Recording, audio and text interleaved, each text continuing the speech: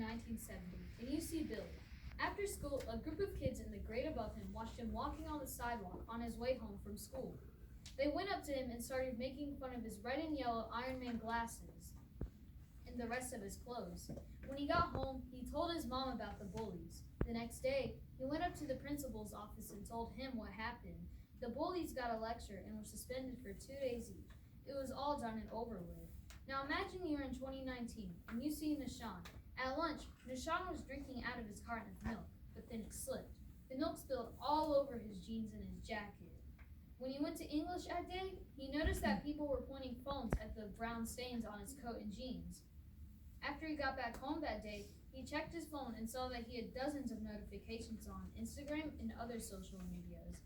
He checked out Instagram and saw that there was a picture of him with stains on his shirt, and the caption was, "Quit crying over spilled milk." He glanced at all of the comments and noticed that the picture had been liked by over 300 people. The rest of that year, he was made fun of for that one picture.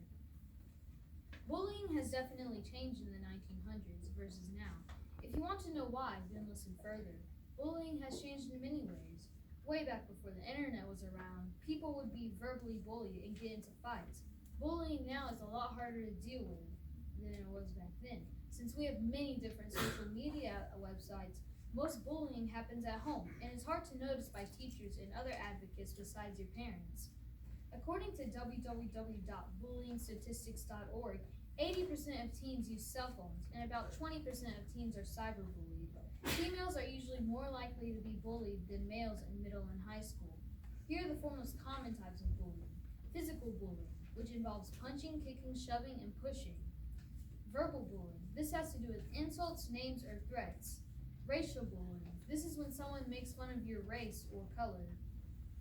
And last but not least, cyberbullying. Cyberbullying has become a huge problem in teens today. You can cyberbully on almost any media outlet on the internet. This makes teens who have phones and computers the most vulnerable to it, because teens can spend up to 8 hours a day or more on cell phones and computers. Social media outlets like Snapchat, Instagram, Twitter, and Facebook are what many teens have. But cyberbullying might not just be on social media. Cyberbullying can be in texting too. Now that we have video games, there are many more ways to bully. Many popular games right now, such as Apex Legends and Fortnite Battle Royale, have game chat, and many people can talk to each other from any age range. Kids might be insulted by adults, and usually the type of insults are something called trash talk. People will say that so-and-so is terrible at the game, and they should just stop playing, or it is a waste of time. I myself have been trash talked online before. If I were in the 1900s and I got bullied, the people who bullied me would have probably been older, bigger, stronger, or just cooler than me. Nowadays, anyone will step out of their way to bully someone else. Smaller kids will insult bigger kids. With social media now, anybody can bully anyone else across the internet. This makes the kids that are more likely to bully others usually have problems at home, have trouble following the rules, or just have friends that bully and want to fit in. The people that are likely to be victims of bullying are people with a low self-esteem, people that stand out, or people who aren't seen as cool or popular.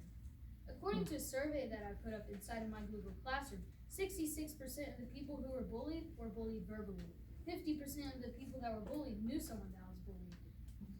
Some classrooms may differ, but this just shows how many kids are bullied in one classroom. Stop bullying people. Stay strong and don't let anyone put you down. Tell the teacher and don't be scared to. Thank you for listening to me today.